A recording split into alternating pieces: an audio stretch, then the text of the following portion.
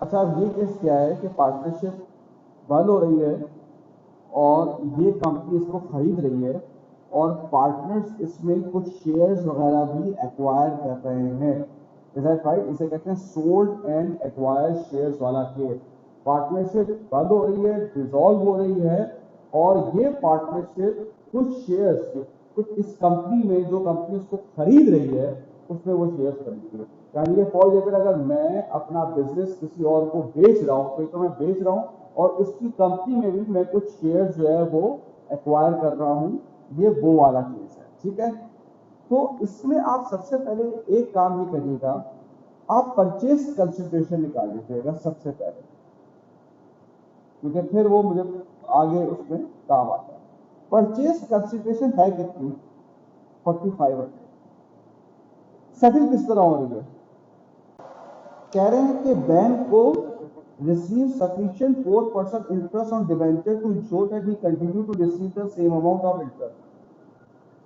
भाई इसको 4% इंटरेस्ट मिलेगा। अब ये जो बैंक है ये पहले तो गुस्सा करेगा, यार यहाँ पे तो मुझे 6% बैंक को इंटरेस्ट मिल रहा था, यहाँ पे 4% है।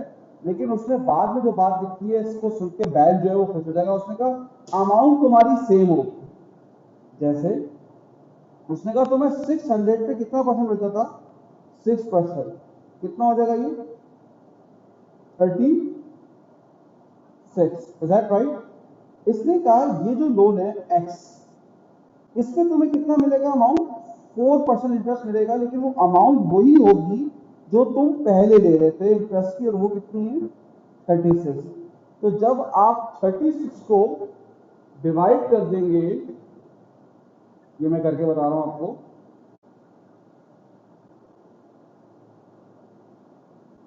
36 को डिवाइड कर देंगे जब आप 4 से इक्वेशन सॉल्व करने के लिए, तो ये हो जाएगी 900 डिवेंचर। एक तो 900 डिवेंचर हुआ है बेटा, परचेज कंसिडरेशन में 900 डिवेंचर दिया गया है बैंक को, 1600 दिए गए हैं कैश की सूरत में,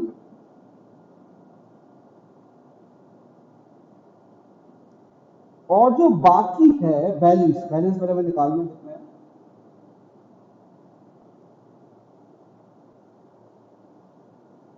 2000।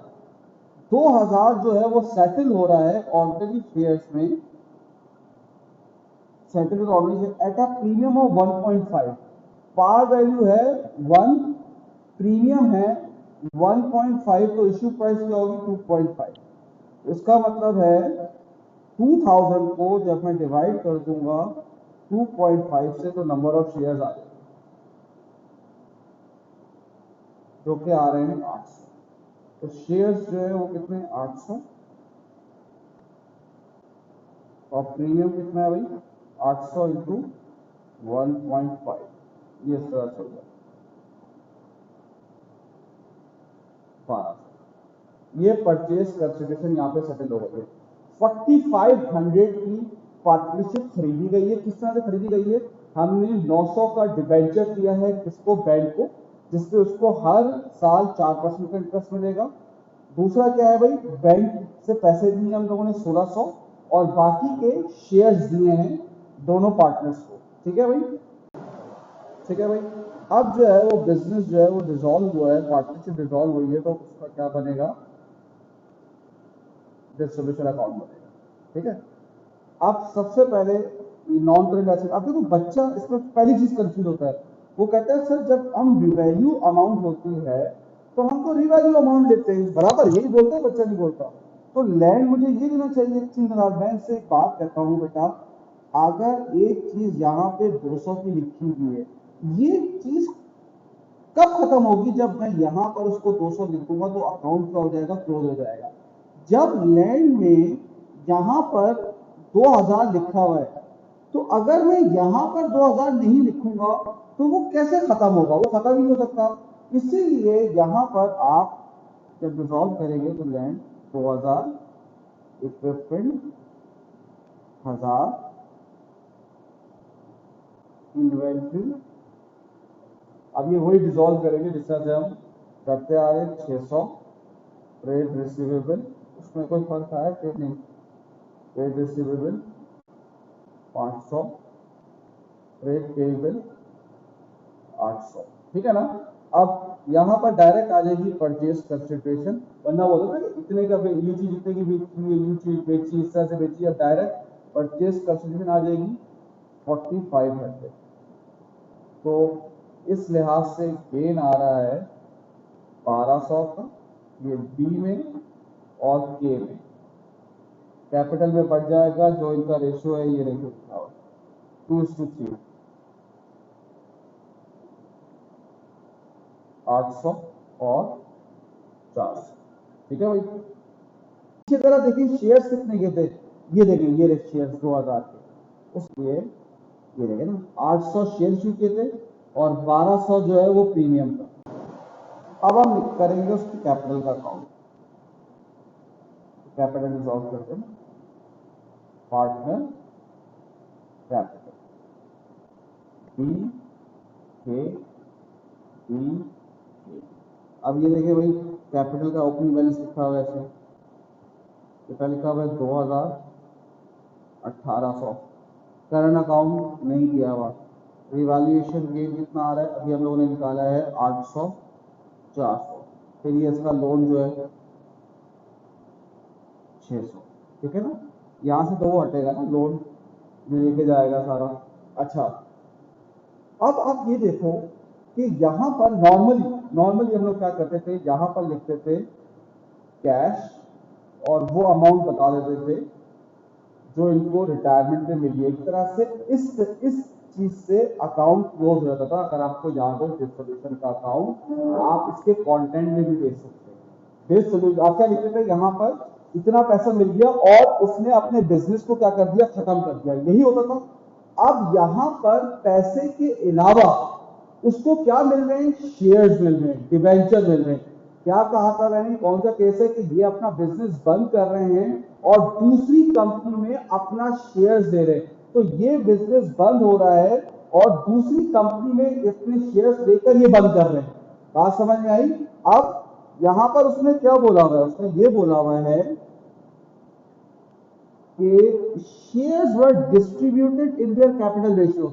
अब ये जो 2000 है ये इनके कैपिटल रेशियो में बढ़ जाएगा, जैसे बी और के 2000 है, कैपिटल रेशियो कितना होगा भाई, 2000 डिवाइडेड बाय 3800, इस तरह से निकालते हैं बेटा।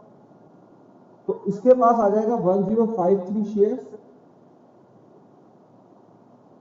और 1800 इंटू, अगर वो कहता प्रॉफिट शेयरिंग रेशियो में बांट दो तो वो प्रॉफिट शेयरिंग रेशियो आ जाएगा 947। इसका मतलब क्या हुआ है 1053। ये जो पार्टनरशिप बंद हो रही है, ये क्यों बंद हो रही है, क्योंकि इसमें इन्होंने बी ने ये शेयर्स दे दिए 1053 के और के ने ले लिए 947। पहले क्या होता था, सिर्फ पार्टनरशिप बंद होती थी तो यहाँ पे आ जाता था पैसा, ये लोग पार्टनरशिप बंद हो गई, ये पैसे तुम पकड़ो। अब क्या है, पार्टनरशिप बंद हो रही है और हमें दूसरी कंपनी के शेयर्स मिल रहे हैं, इसके अगेंस्ट हम अपनी बंद कर रहे हैं पार्टनरशिप। फिर उस बंदे को डिवेंचर भी मिला है नया, उसमें कितने का डिवेंचर मिला है बैंक को, 900। बैंक से कहा गया भाई तुम क्यों कैपिटल पार्टनर अपने बंद कर रहे हो, उसने कहा भाई बंद कर रहा हूं, लेकिन मुझे दूसरी कंपनी में मुझे ओनरशिप मिल रही है, मुझे 1053 के शेयर्स मिल रहे हैं, मुझे उस कंपनी के डिवेंचर मिल रहे हैं।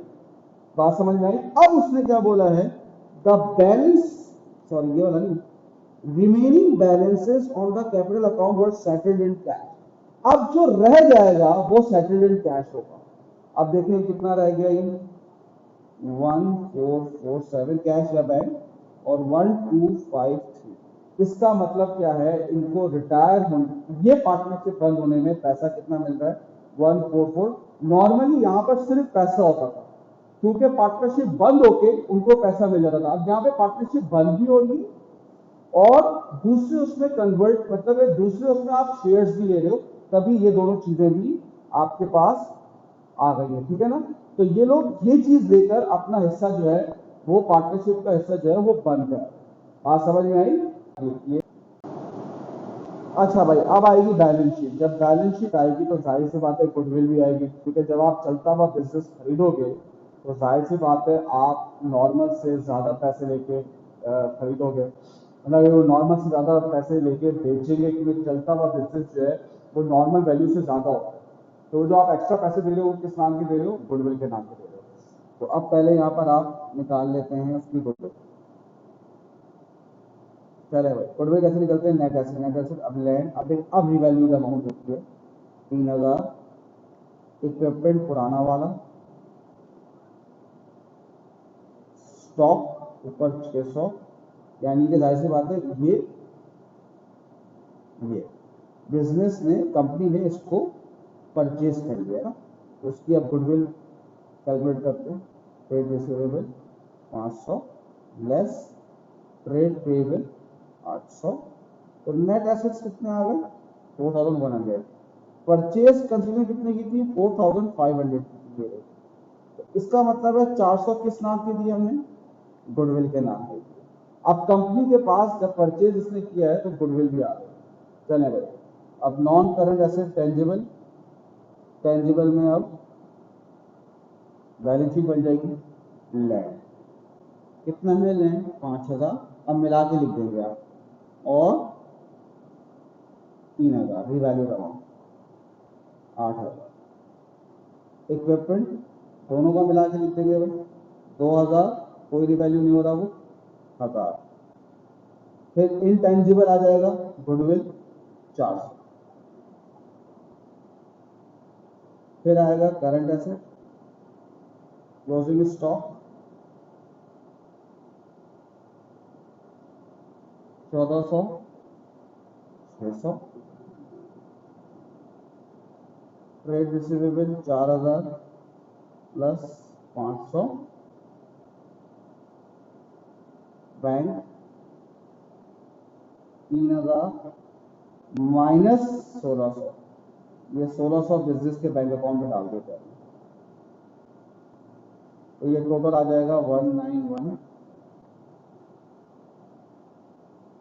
ठीक है, अब जरा मैं इसकी कैपिटल साइड कर लेता हूँ।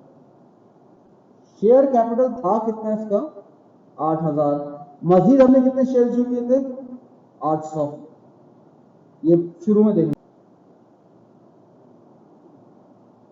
5800, प्रीमियम 3000 पहले का था, और 1200 जब हमने कंपनी परचेज, पार्टनरशिप परचेज की थी तो उसमें हमने दिया था। Retail earning 2000, non current liability of 4% debenture, तो पार्टनरशिप परचेज करते हुए हमने इशू किया 900, और करंट लायबिलिटी ट्रेड पेएबल दोनों को मिला 2400 प्लस 800। तो ये आपका सवाल हो गया। ठीक है भाई।